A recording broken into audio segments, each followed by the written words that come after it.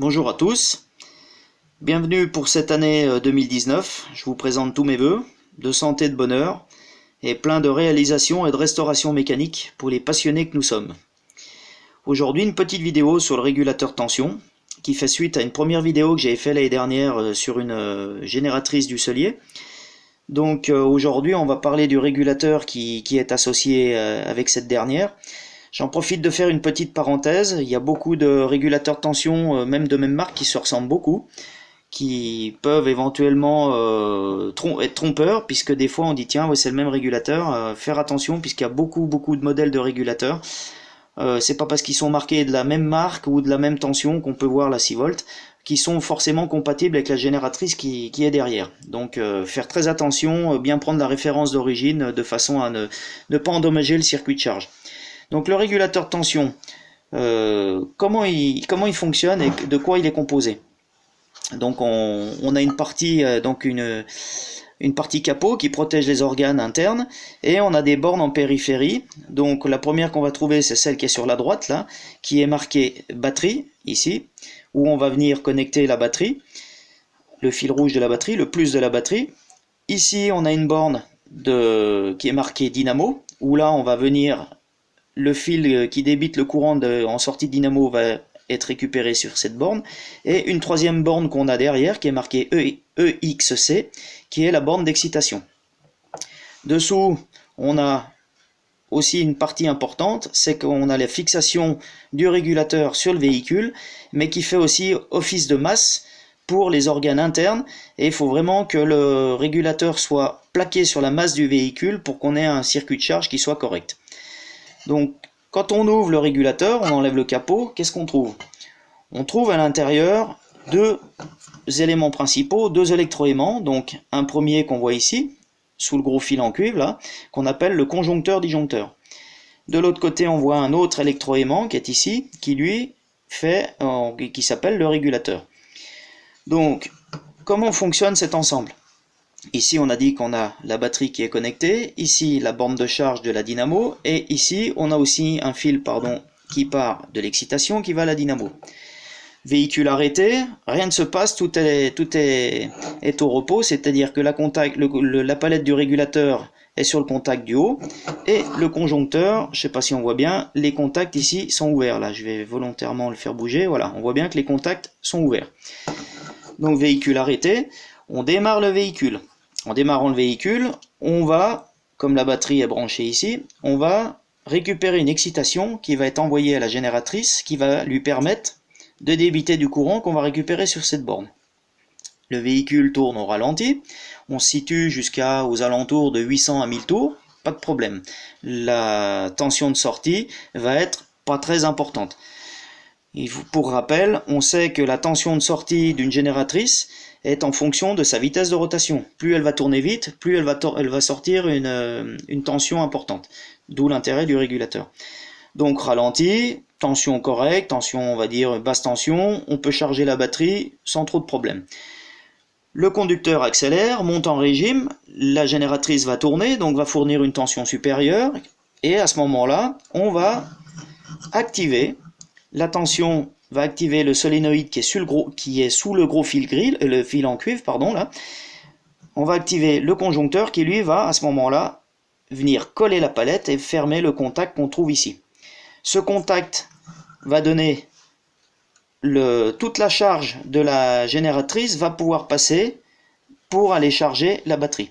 Donc là, on va dire que le véhicule est en pleine charge, la rotation de la génératrice est importante, on a un courant de sortie qui est une tension de sortie qui est vraiment importante et qui est récupérée sur la borne de charge là et qui est donnée à la batterie.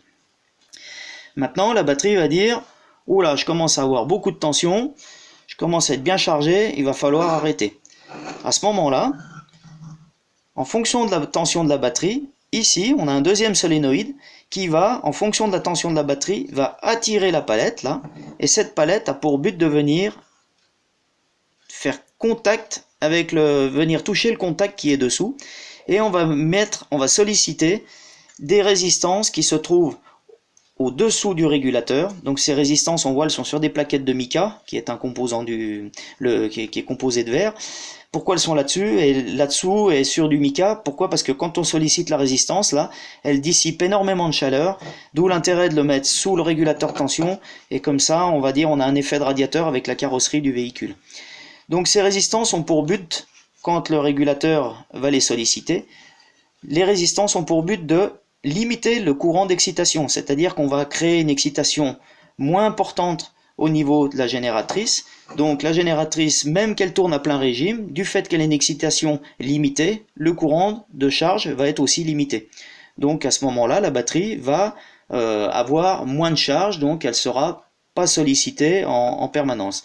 Donc le régulateur, lui, en permanence, va, en fonction de la sollicitation de la batterie, va alterner pleine charge en haut, charge modérée, ainsi de suite. Quand on va, admettons, allumer les phares, on arrive à la tombée de la nuit, le conducteur allume les phares, on va solliciter la batterie, donc consommation d'énergie, la batterie va chuter en tension. Quand on va chuter en tension, on va relâcher l'électroaimant ici, le solénoïde, la palette va revenir à l'état initial sur le contact du haut, on va de nouveau, on passe plus par les résistances, donc on peut à ce moment-là de nouveau donner beaucoup d'excitation à la génératrice qui va elle de nouveau donner beaucoup de tension de charge et le cycle recommence. Si la batterie de nouveau est trop chargée, elle va dire au régulateur attention, j'en ai assez, elle va l'activer, on repasse par les résistances et le cycle recommence. Maintenant on arrive, on se stationne avec le véhicule, on coupe le moteur. Donc à l'arrêt, on retrouve l'état repos comme je l'ai dans les mains là. Le régulateur de tension revient à l'état initial, donc sur le contact supérieur. Et le conjoncteur, lui, s'ouvre ici. Et le conjoncteur, son rôle est de ouvrir le circuit entre la batterie et la génératrice.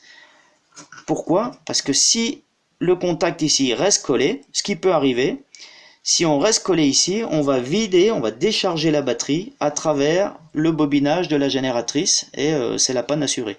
Donc il se peut que des fois on peut avoir le contact ici qui reste collé. Pourquoi? Parce qu'on a quand même des grosses intensités qui passent dans ce contact et on arrive à charbonner, c'est-à-dire qu'on crée des arcs électriques et on vient faire fondre les surfaces de chaque contact et au bout d'un moment on arrive à rester soudé. Malgré tout, même s'il n'y a plus de tension, on relâche, on va dire électriquement la tension, mais mécaniquement le contact est resté soudé et la batterie se décharge petit à petit dans la génératrice. Donc l'intérêt c'est de mettre un coupe-batterie pour éviter les pannes. Et puis c'est vrai que là on l'a sous les yeux, on voit bien que le conjoncteur fonctionne très bien. Là, à l'état repos on peut considérer qu'il est correct, hein. Le conjoncteur est bien ouvert, le régulateur fonctionne bien. Mais on n'a pas toujours la possibilité d'y vérifier, puisque là j'ai enlevé le capot, mais quand on est dans le véhicule, hein, tout cet ensemble là est fixé à la carrosserie, on va pas s'amuser à aller enlever les pattes pour voir comment le conjoncteur, s'il est bien resté ouvert ou dans quelle position il est, quoi. Donc l'intérêt c'est de mettre un coupe-batterie. Bien sûr qu'après on aura une panne qui va se déclarer sur le véhicule, à ce moment-là on ira voir un électricien automobile qui fera un diagnostic et qui bien sûr lui verra que ce conjoncteur est resté collé et c'est lui qui nous met la batterie à plat. Voilà un peu pour le fonctionnement du régulateur de tension. J'espère que mes explications ont été simples. Si j'ai commis des erreurs pour les puristes, corrigez-moi, mettez-moi un petit commentaire dessous. Pour les personnes qui ont aimé, mettez-moi un petit pouce en l'air. Et puis j'espère, à l'internaute qui m'avait demandé la vidéo, j'espère vous avoir répondu. En tout cas, moi j'ai passé un bon moment avec vous, à partager une fois de plus ma passion. Et prochainement, je ferai une vidéo sur l'adaptation d'une boîte 4 vitesses qui provient d'une Dauphine sur ma 4 chevaux, de façon à avoir une vitesse de plus. Merci beaucoup et puis à très bientôt. Bye bye.